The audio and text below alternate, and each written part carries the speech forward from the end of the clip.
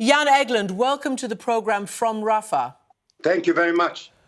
What is it like to be there and see it for the first time? We've heard a lot, we've seen pictures, we hear reports from inside. What are you seeing with your own eyes?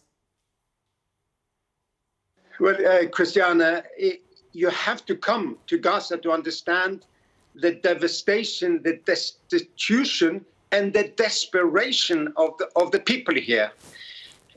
I have never, in my many years as an aid worker, seen a place that has been so bombarded for such a long time, with such a trapped population without any escape.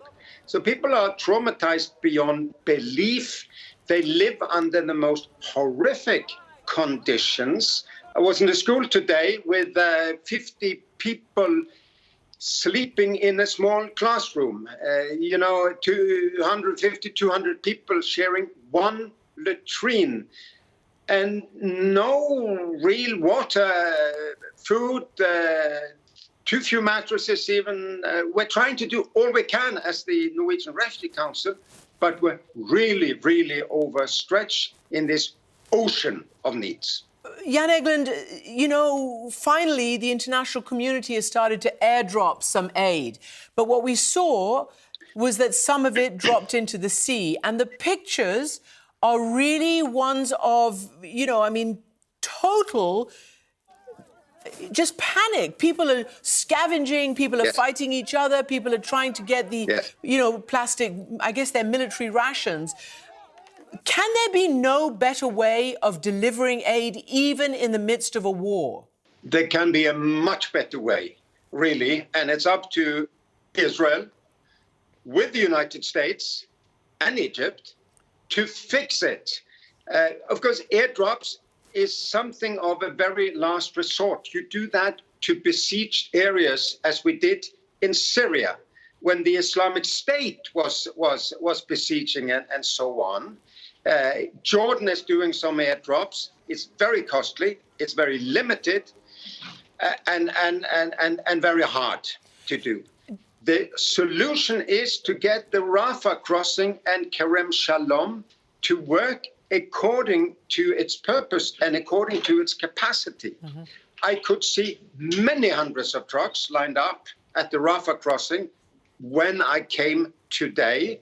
In Kerem Shalom, it has been days with only a handful of trucks, even though they have a much bigger capacity from the Israeli side. But there they let extremists block the aid to the children and women, the innocent, on this side.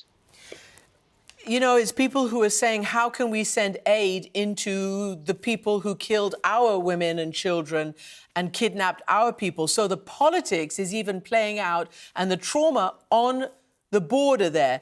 But I want to ask you how you react to, let's just say, Palestinians who talked to Reuters said about the airdrops, we came throwing ourselves toward death to get some flour.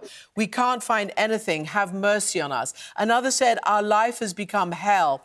And we know, because a CNN investigation found that Israel actually fired on a UN convoy carrying food supplies earlier this month, February 5th. Yes. And also say, it's beyond belief that people who are mourning, of course, the worst massacre in the history of Israel on the 7th of October, would believe that taking away food from children and women, completely innocent, had nothing to do with the 7th of October, can in any way help the poor hostages here. The Hamas militants have food, and they are in tunnels. They have nothing to do with the people that we aid. The chaos, around the aid line is becoming worse and worse because there's so little aid coming in. Today, I'm pretty shaken, actually, from what I saw. The minute we crossed the border from, orderly and sparsely populated Sinai, you see the aid trucks going full speed down the road being chased by gangs of youth who jump the trucks and before eyes loot mattresses, blankets, food, etc., to the desperate people outside who want to get some aid. So